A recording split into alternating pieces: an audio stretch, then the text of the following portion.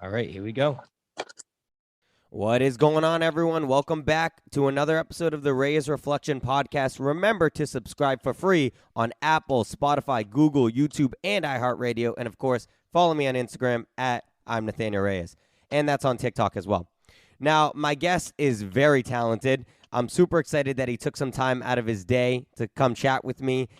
He's so talented that when he was 14, they had him singing at lounges, and he needed special clearance and a fake ID to be able to. I'm kidding.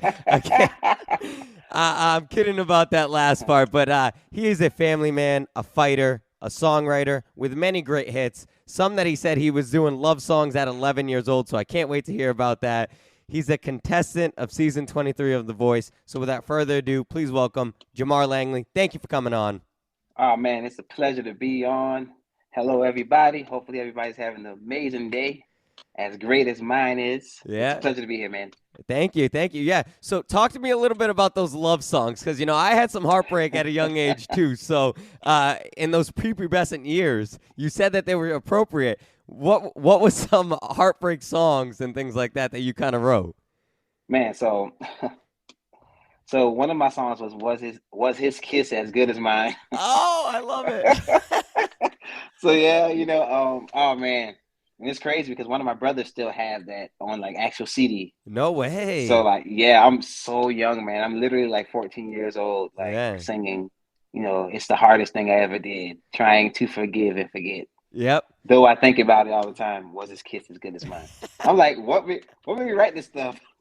You're like, man, what was I doing? It's so funny when you look back on that. And for you younger audience, a CD is a little plastic disc that you put music on, okay? And or movies actually too. So you said you started singing at a very young age, around 2 or 3.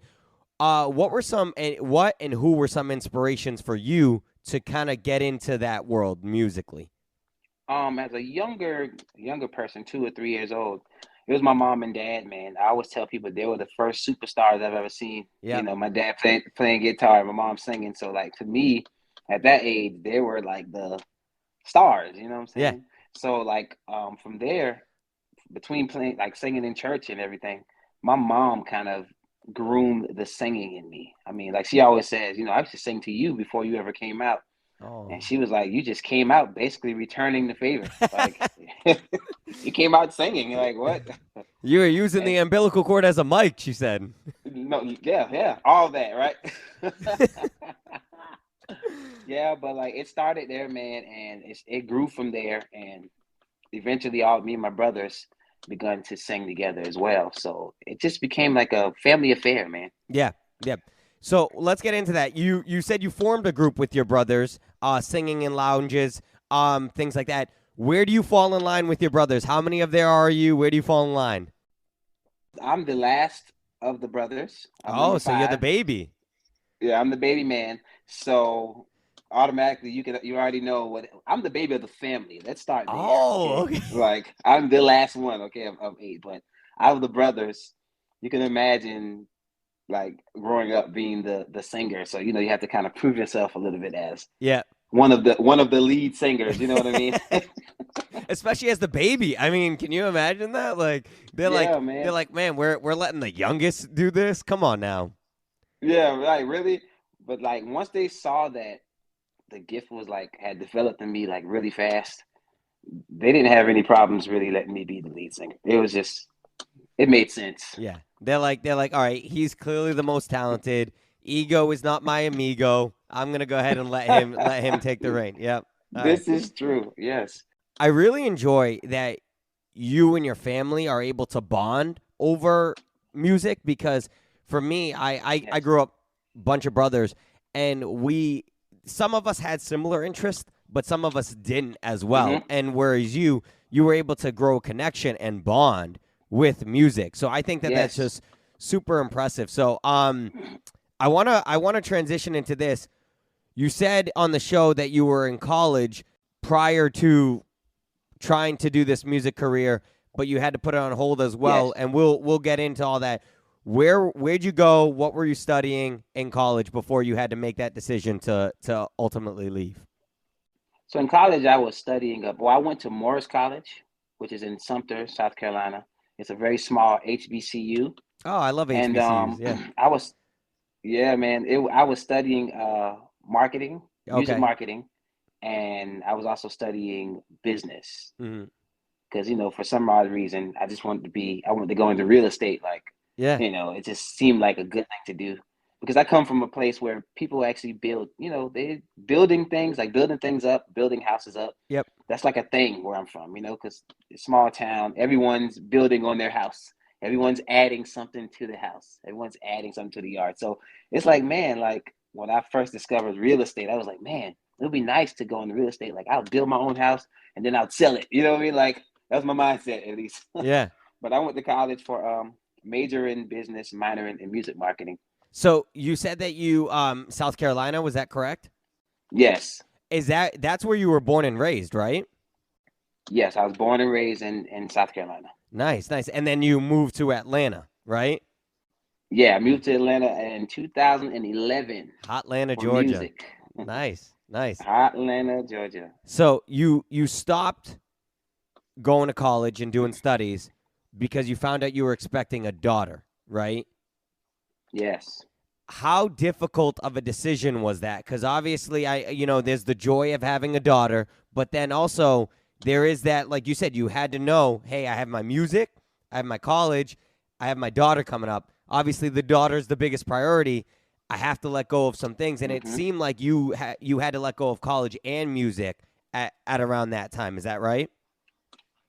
Man, you are absolutely correct. Like I had to let it all go and just get a regular job, Yeah. and just kind of work that job and be patient and understand what I'm doing. And if I ever see the opportunity to continue with music, and I didn't stop writing, didn't stop playing. I was still actively like playing in church, playing Yep. for little gigs here and there. I would sing for weddings, but as far as like the pursuit, like, hey, I'm about to move and do what I have to do. Yeah, it was more about my daughter than anything. So it went from that to working.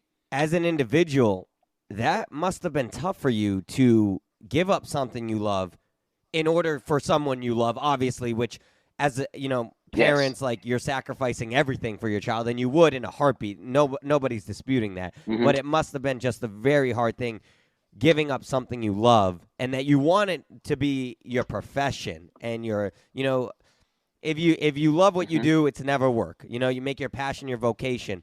So and you for Right. you, just giving that up must have just been a really, really challenging time in your life. Man, it was very challenging. Like, and I was younger too. Yeah. I'm 22 years old. I'm just getting to college good. I'm just getting to the second year. I'm doing well in college. And then, like, just giving it all up. Like, Your whew, whole it your was whole like world starting over. your whole world The flipped clock, upside yeah, the down. whole world, man. Yeah. The clock turned back, and it was like, here we go again, you Yep. know. And, but I rolled up those sleeves, man, and let's go. And you wouldn't You know, change it for the world. And so I wouldn't change it for the world. you mentioned that you had to get a real job. So you started working in a call center, like customer service? Yeah, I was Eh, working at the AT&T call center, Okay. but before that, I was working at like a local grocery store. I've Mhm. had like small jobs, Yeah. like for real. I worked at the Dollar General Okay. grocery store. Yep. I worked at the YMCA, which the YMCA didn't pay much, but it was kind of like my favorite job because of the what you get that comes with it. Yeah. You get to go to the pool, you get to go to the gym, Yeah. you get a free membership. So I really was enjoying that job. Yeah, But yeah, then I finally went to AT&T yeah. call center. So Yeah. And so yeah, that's where I um landed.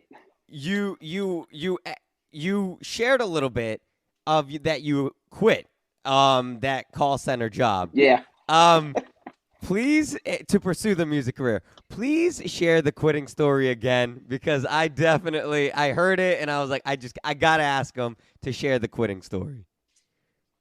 Yeah, the quitting story. Yeah. Okay, so it's one of these days. It's another day of Mr.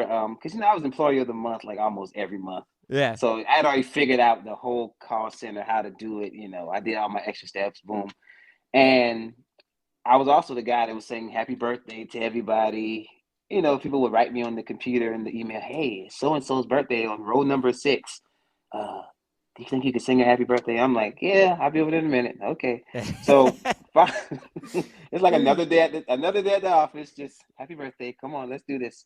But finally, I'm on the phone one day, and it just hit me like, man, it is time. It's time to go. It just hit me so hard. Yep. So I put the person that I was helping on hold, and I went to the HR office and was like, y'all, I love y'all dearly, but this is my last day.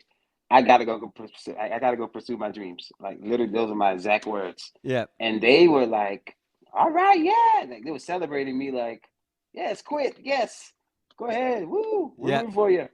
So honestly, I went and packed my stuff and kind of left the person on the phone, and kind of left the call waiting. But because it was already like around that time for me to really get off. But it's like, I gotta go. It's time to go. And so left that person on the phone. Yeah. And that was it. I left, went home, told my mom and dad what I was trying to do, and they were like, "Let's do this." Yeah. Okay. And I was shocked. I was like, "Did y'all know I just quit my job?"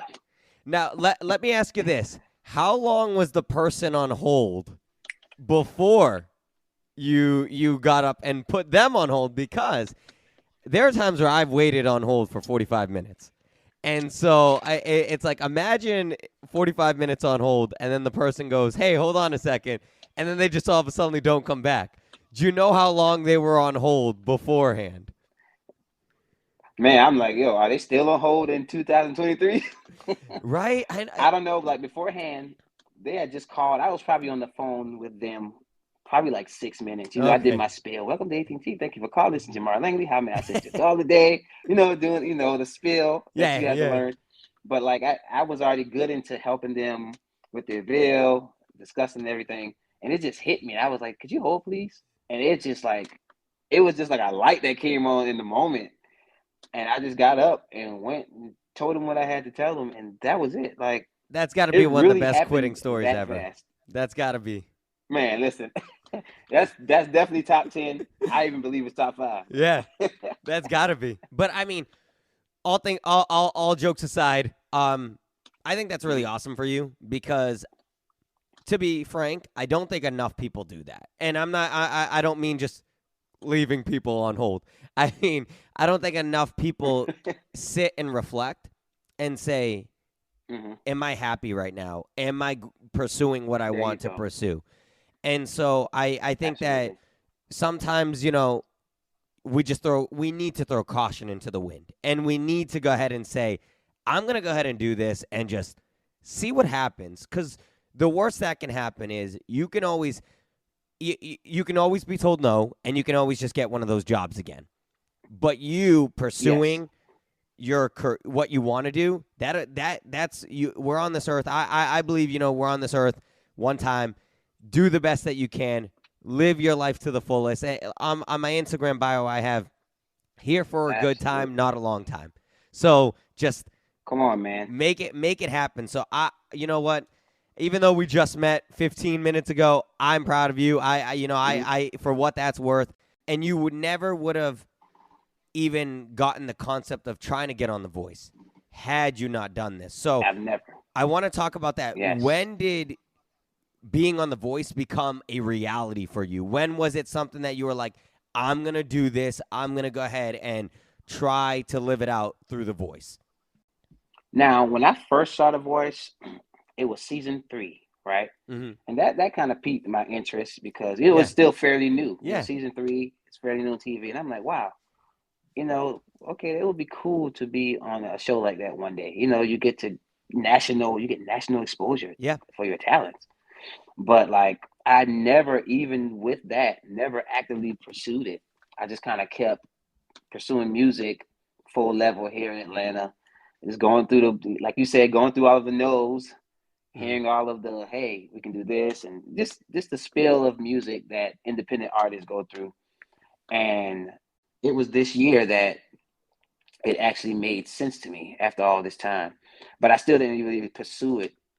I was just kind of actively getting myself prepared and to be open to whatever else I need to do, because I was playing in church services for about from the age of 12 to just last year. Mm-hmm. I've always played in church, like, and so I've always known that there was more to me than even singing in a local lounge. I was like, I feel like I'm just made for TV, man. Like, I could just see myself on this big stage and I'm hitting this big note, and like everybody's like just really legit just cheering me on, you know? Yeah. I could just see that, and I've always seen it.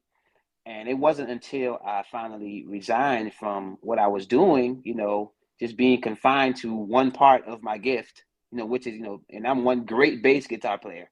I'm amazing. So, like, you know, just being confined to that. And I felt like that created a comfort for me that was also like stopping me from pursuing the thing that was really for me. Mm-hmm. So, as soon as I stopped, it was literally a month later, I got someone reached out to me on Instagram, a casting person, and said, "Hey, do you want to audition for The Voice?" Wow. I was like, yes, sure." And she was like, "Email me." Okay, I emailed her. She was like, "Send your number." I sent my number. Next thing you know, that Friday, I'm on a Zoom call with her doing like this interview, That's and I'm awesome. sending like a bunch of TikTok videos of covers that I did. And it's like, oh, okay.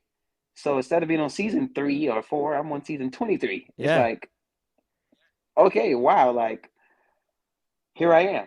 And just like that, I went to LA, and here I am again with the lights low and I'm walking on the stage. You can hear my footsteps. I'm doing a blind audition. Like, what? It happened so fast, man. It And the happened rest so is fast. history. Yeah. And the rest is history. Yes. You definitely do have a personality and a face for TV. So I mean I'm glad Man. that you got the exposure because you're really energetic, fun guy. So but you did audition in my opinion with a very tough song, Try Me by James Brown, you know, Oh, like so and yes. with your wife and daughter watching, right? Yes. Yes. My wife and daughter were right there. Why did you choose that song? I choose Try Me because it's a song I grew up listening to James Brown. You know, I grew up listening to all the greats, man. I feel like the greats, like they taught me, they may never know, well, they will never know, but they taught me a lot about control and soul and singing with your heart, and you know, not necessarily singing with your mind because you're able to do things or do so many things vocally, but really singing from here. And so Try Me, I knew it was a risky song for two reasons. They may not know it, for one, and for two, it's honestly not like your modern, or it's not really a popular song. Right. So, but I wanted to take that risk because my whole life has been about risk. Mm-hmm. I've done this, you know what I'm saying? Like, I've jumped off many times. And here I am jumping off again on a song that I know that has never been sung on this show before, which is what I just found out, really. And I just wanted to bring a different perspective to the stage from what they're used to hearing, you know? Mm-hmm. And why not do it with a song that I love, Yeah. you know? Yeah. And I thought you did a great job.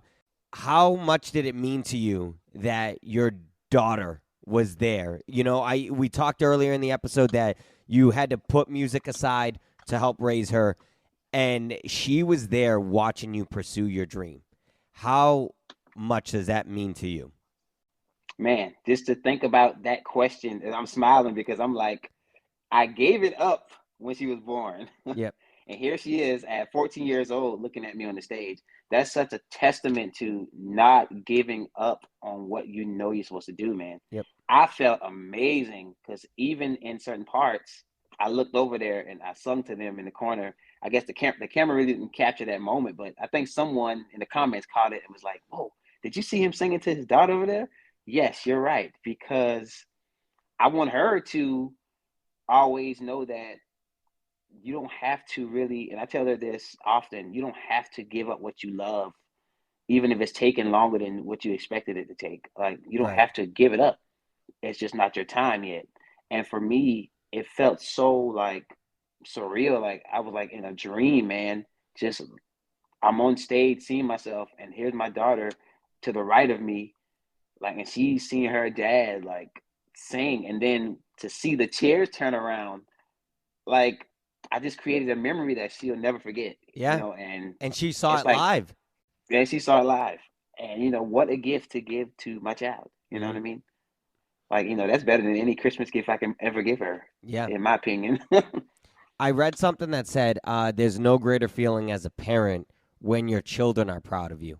So, your Man, daughter wow. was probably super proud of you. I know your wife was, because she said that she can't listen to you sing without crying, because that's how much she just loves to see what you're doing. So definitely, I think that ties into the family man that you are. Yes. And it shows the love that you have for your family, because you sacrificed your love of music and singing and Yes. performing for your family, and now they're able to see you do it, and you're doing it beautifully. I had no worries, man, because I was like, I'm going to trust in my arrangement. Yep. Of course, I could have sung, I could have done so much with the song. I could have like just give everybody the acrobatic riffs and runs that of today. But I was like, I want to keep it classic because I want to be different, and I'm going to trust my arrangement. I know that it's going to go, it's an airplane ride. Yeah. It starts, the turbulence is going to go here, but we're going to end up in the air. I promise you.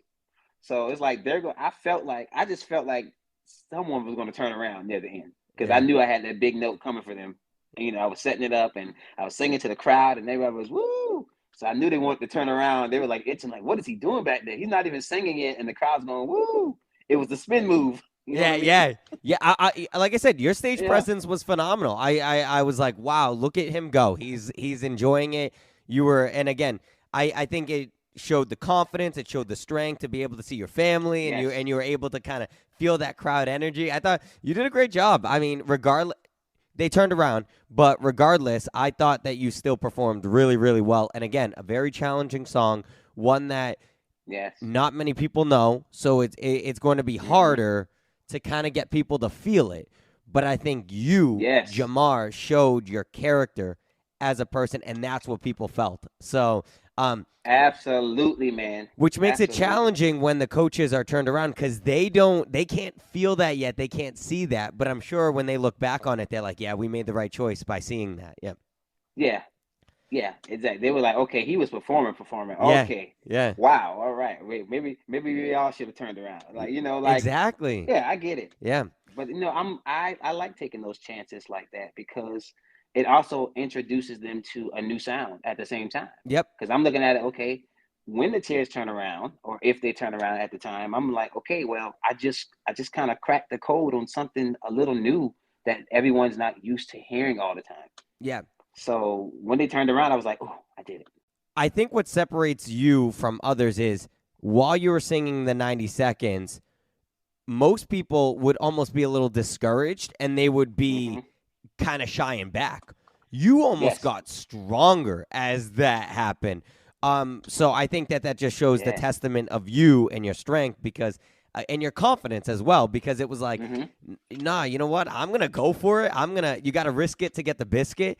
I'm going for it regardless of what happens. So I think that's really cool. And it worked, because Blake and Chance turned around for you. And Blake is a tough cookie to turn around, man. Yes. I feel like Blake, just looking at the show, he doesn't turn around for everyone. No. I know that for sure. Yeah, he's one of the tougher ones, especially when he doesn't know a song. And so he did his patented "This is my last season" pitch. You end up choosing Team Chance, though. Why did you make that decision? You wouldn't have gone wrong either way, but why did you ultimately decide to go with Chance over Blake? Well, ultimately, I think I was thinking more so about the future beyond the show as well, just having a chance to work with Chance, because I've always admired him for just being that independent artist that, man, like, you were just like me, like, trying to find your way, and you did it, like, you actually did it. So, like, I want some of that wisdom from you, even though, like, I'm older, I don't even care. I need that from you. Like, how did you do it? Help me do it. Let's do it together. Like, so I felt like he just had something to offer me in this moment, in this time, both creatively and as far as like from a business perspective too. Yeah. But like, of course, I mean, he's been always one of my favorites on the show, man. Yeah, he's the OG. I He's the love Blake, OG. man. He's the OG. I love the OG. So Yeah. in my head, I'm like, okay, I'm singing the OG song, and the OG turned around. Is this a sign? Should I just go with the OG? Yeah. It was there. It was like a little tingling. There was a little fight in Really? there. Well, For sure, yes. Because your gears are going 100 miles a minute, and you're thinking every possible way. Like I've interviewed someone in the past, and they said, that they went with one person because they were like, oh, if they like me, maybe they'll steal me. So like there is a little strategy as well that you have to kind of that you implement on the fly though.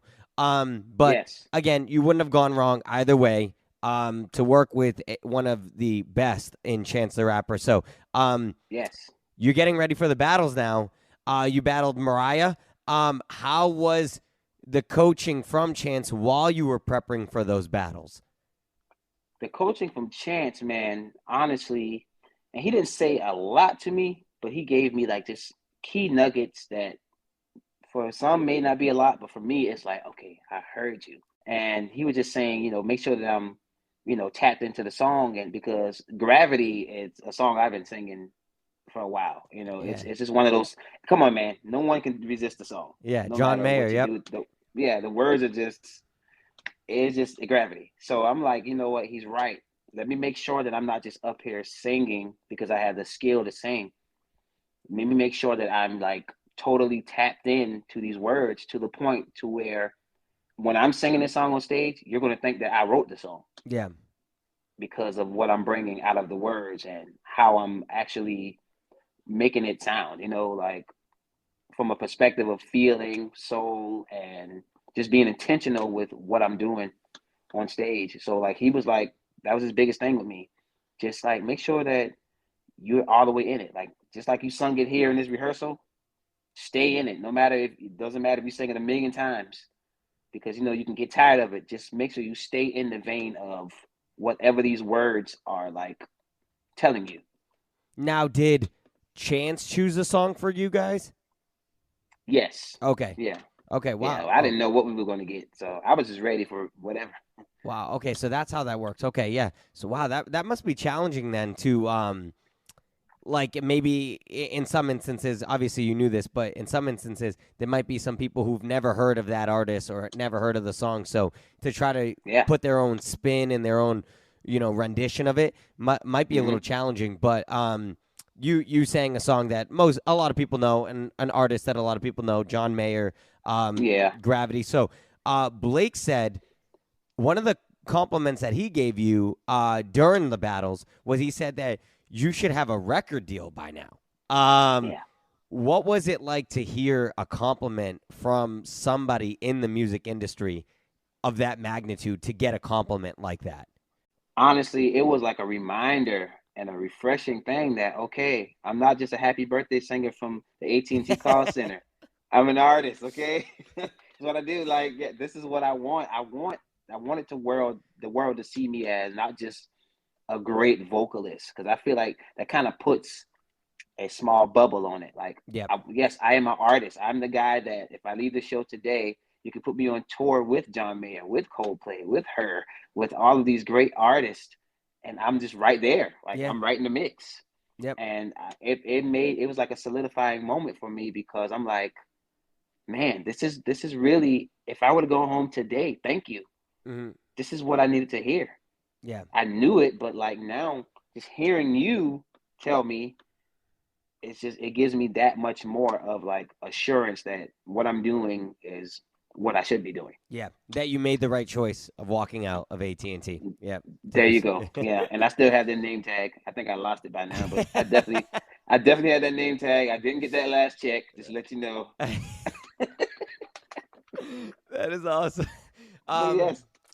So, how nervous were you while you were on stage waiting for the results? As they were, you hear Kelly and Blake say that they would go with you, but then you hear Niall say, while they were both great, I might have went with Mariah. Again, you're just hearing the criticism, but at the same constructive criticism to try to get better.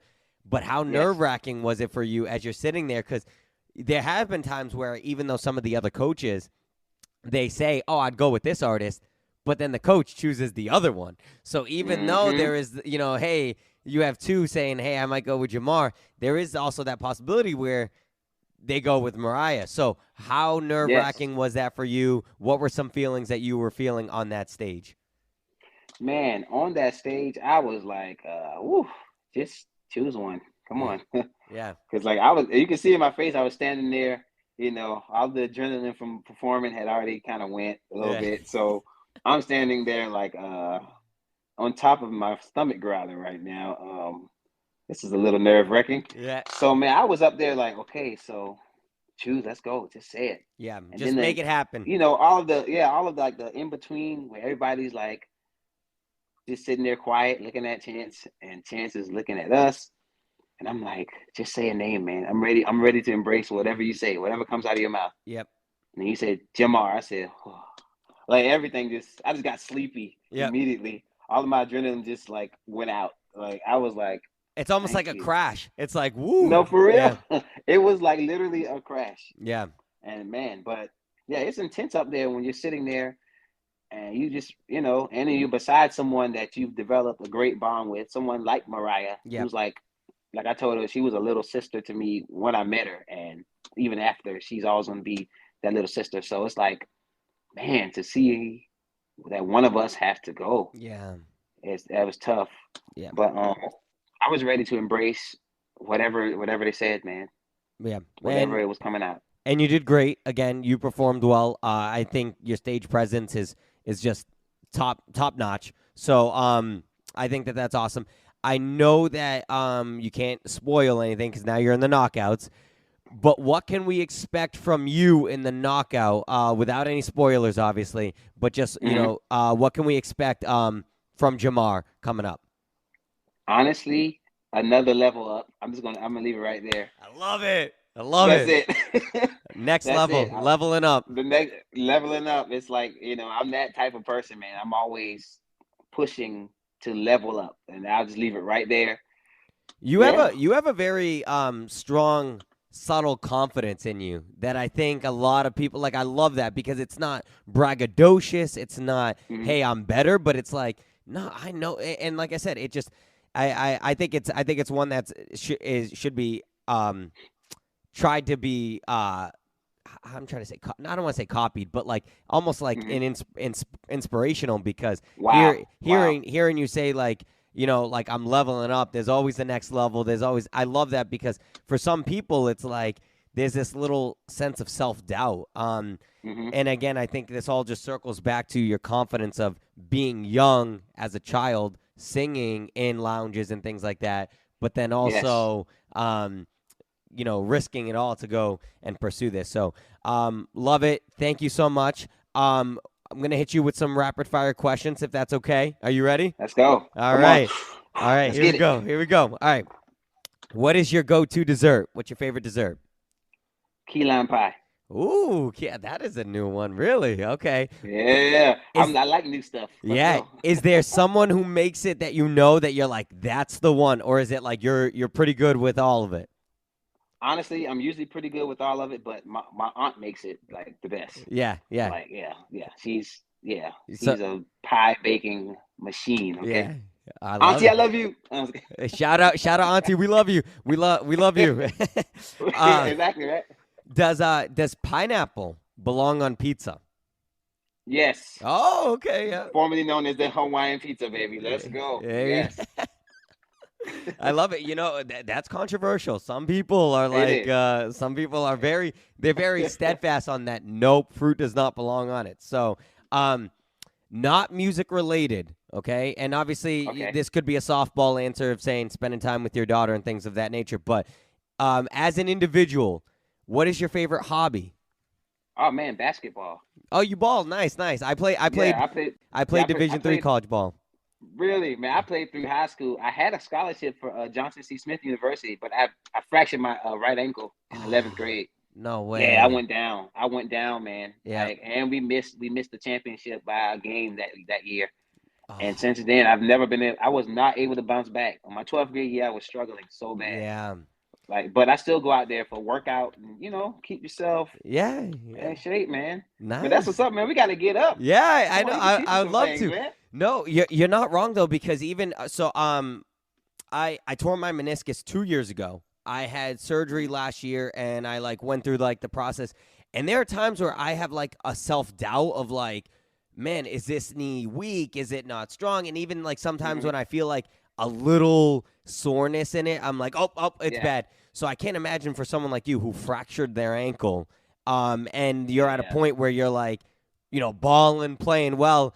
It's tough because there's a little self-doubt. So it makes me appreciate the athletes because they come from, sometimes they come back from these catastrophic injuries and they still are playing great. Amazing. Someone like Derrick Rose, I love D Rose. Bad injuries. You got Gordon Hayward, who had a horrible injury. Yep. You had what's his name? Klay Thompson, who had horrible injuries. And back to back. He had the knee and the Achilles. Man. Yep. Yes, and he's out here still playing. Wow. Yeah. And here I am complaining about this fractured ankle that I fractured in 11th grade. I need to get out here and do something. You're I gotta go work out. I gotta go hoop. Yeah. No, exactly. No, we definitely gotta get out there, man. So are you a Hawks fan then? I am. I'm pulling for the Hawks as well. Yeah, I'm here. I like what the Hawks are doing. I like how they look. They're still building. Yeah, Trae Young. So I think they're going to need a few more years and some more pieces. Yeah. But, there's a lot of teams that I really love. Yeah. And there's some of my Carolinian folks out here like Zion Williamson, Ja Morant, Chris Middleton. I love them. So I'm always rooting for any team that anyone's from Carolina's on. Yeah, that's for sure. I love it. Of course, I'm a LeBron James fan. Okay. Me too. Yes. Come on, man. Yeah. Shout out to LeBron James, man. The king. I love me some LBJ. I'm always it's funny because a lot of people who don't like him, they're oh, you're just a bandwagon, whatever. And I'm but I'm just a fan of him. I'm a fan. I was a fan in Cleveland. I was a fan in Miami. I'm a fan in back to Cleveland. I'm a fan in LA. So I love him. I can't help it. Yeah, man. I got a pair of LeBrons. I would love him to sign those shoes one day. Yeah. No, I would definitely love. I would definitely love to meet him. He's on a bucket list of players I would love to meet at some point in my life. Yep, most definitely. Definitely, man. I love it. What is your biggest pet peeve? My biggest pet peeve is probably people that bully other people. Yeah, that hits home to you, huh? Yeah, that hits. Yeah, because I was somewhat bullied during middle school, and it kind of created this angry person. And in light of that, I got kicked out of a lot of things because I was just, I became defensive, a very defensive person. So I'm totally against bullying, man. Bullying and disrespect is it nicks at me really fast. So my pet peeves are very huge. They're not really small, And you almost it's tough because you almost want to advocate for the underdog at that point. You're ready to I find that I'm the same way. I worked with kids, and before I started doing this, and it's as a guy who was at one point bullied and as well, and for multiple reasons, and it's funny when you're in middle school and things like that. Middle school is the worst place if you have an insecurity. Even if you work in a middle school, those kids will find a way to make you insecure. I worked in a middle school, and there were times where they were they notice every little thing. I have long hair, so hey, you're wearing your hair higher today, or why are you having it down? Everything. So everything. It's if you're insecure about something, it's not a good place. But nonetheless, I'm sharing this because I can relate to that as well, where I almost get this little fire in me when I am seeing somebody be bullied, or if I'm seeing an injustice of somebody being rude to someone or disrespectful. Yes, man. Oh, man. Yeah. I get it. It fuels the fire in me, man. Yeah. I get it. Well, we're two kindred spirits in that regard. So, yes, sir. What's a conspiracy theory that you kind of believe in?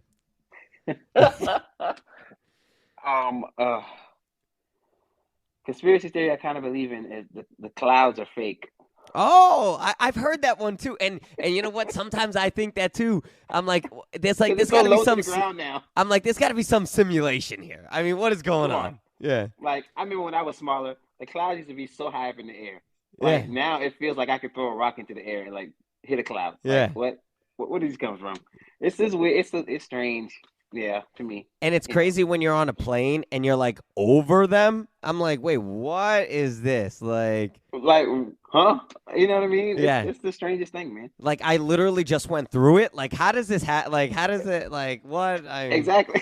Yeah. And then, like, even though you're in a plane, right, and you're over the clouds, you're like, wait a minute, I'm that much farther from space as well? Like, whoa, what is right. Come on, man. A lot of questions, right? Yeah, it does. I flew from Massachusetts to LA over the summer, and so like I said, I cross country trip, and I'm like, man, how high up am I? Like, what is this? So it really does make you it makes you ponder. So no, for real, like seriously, that's one thing I do ponder about. Like, yeah, wow. and especially on a 5-hour trip, it's like you got Come on, man. your gears are going. So what is one piece of advice you would give to someone who wants to get to where you are, to help them get to where you are as well? What's one piece of advice that you would give to someone?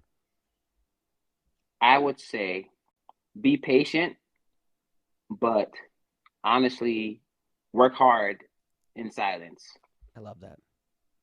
Be patient. Like, yeah, practice patience because I guess I'm one of the lucky ones. I don't know. Patience kind of came to me earlier. Maybe I just the old soul in me, but it has been one of the highlights of like my personality. I'm a very patient person. Mm-hmm. I think about something before I do it, or before I react. So when it comes to the failures, because you can't get here without some bumps in the road. Just like we're talking about basketball. You played, I played. But guess what? We both had injuries that kind of just led us to somewhere else. Yep. And at the time, that was a failure to me because that's like what I love. You know what I mean? Mm-hmm. And even with that, it kind of taught me just patience and even being able to do what you love again. So, like in regards to music, it's no different. You have to be patient, but silently work on yourself. Like do the work outside of the cameras, outside of social media, outside of anything that can distract you, but just be patient. Yep. And get better. And I took that from someone like a LeBron James. He's a very strong like person of like an idol of mine because honestly, year after year you get better while having to hear how much of a failure you've been for year after year. Yeah. And it's like, but like look what you've done after all the years. 20 years in the league, and he's still 20. And exactly, and you haven't spoken much on it. Yeah. And I just feel like he's a great analogy for life too. Yeah. Just keep doing what you do, and just let what you do speak when the time comes. But patience is a virtue. That's what I'll say. Because I'll keep going all day talking about this. I'm gonna just be quiet. No, please. I love it because I definitely agree with you because as an adult, I've learned more from my failures than I have in anything else. And absolutely. And I think a lot of people coming up nowadays, they struggle with that. They think, oh, I failed, I suck, I should just quit. And that no, coming from you gave up something you love, and you're still working hard to try to get to where you want to be. And so if there's any direct representation of patience as a virtue and failing and bouncing back and being strong, Jamar, my friend, you are up there. So thank you so much for sharing that piece of advice. Yes, man. My pleasure, man. Like, take it and please run with it because, yeah, we're in a world that's a little different now. Yes. It expects you to be somewhere really fast. Yep. Everything's fast paced. Everything's fast paced, but like it's not what it seems. Nope. And I always like to say the journey is part of the destination. So wherever you want to get to, you can't just. I think, like you said, I can go on this all day too. I think social media sometimes plays a hard part of that because someone will all of a sudden just post a photo of themselves and they're like, in shape, for example, and it's like, whoa, and you think that it happened really, really fast, but they probably worked in silence, like you said, and now they showed it But but people think, oh, look at how quick it happened. No, it didn't happen that quick. Yes, maybe they posted it in 2 seconds because that's how fast you Right. can do it. But there was, months and, hours of darkness of working to get to that point. So, Yes. couldn't agree, Absolutely. couldn't agree with you more, my friend. Where can people find you on social media and things like that, so that way they can get in touch with you, see what you're doing, follow your journey as well? Where can people find you? You can find me on Instagram at Jamar Langley Music. TikTok, Jamar Langley Music. On Facebook, Jamar Langley Music. Twitter, Jamar_Langley. And I got music everywhere too. So Apple Music, Spotify, my YouTube channel. You just Jamar Langley. And write me a message. I always write back. I share everything, man, from everybody. I'm not too big to share anything from anybody. I be accepting messages left and right as long as they make sense. And like I always say things back to people all the time. So connect with me. Connect with me. Chat with me. I'll chat back. I have a little conversation with you. I love Yeah, it. but connect with me. I love it. He's one of the most genuine people I've ever interviewed. Thank you so much, Jamar, my Wow. friend, for coming on the show, taking time out of your day, chatting it up with me. I could have done it all day. I really appreciate it, and you will always have a fan in me. So thank you so much, my friend, for coming on and doing this for me. Man, I appreciate it. I love it, man. Like I'll be happy to come right back on again. Yeah, no, And we can just chat it up. we'll Because definitely apparently we do it got a lot of again. interest. We have a lot of interest, man. Yeah, no, So we'll yeah. definitely do it again. I follow you on Instagram. We'll definitely do it again, my friend. That is going to do it for this episode of the Reyes Reflection Podcast. Do not forget to like, comment, and subscribe. Follow me on social media, TikTok and Instagram at I'm Nathanael Reyes. And you know the deal. May you live, may you love, and may you thrive. I'm Oprah, and I love you all.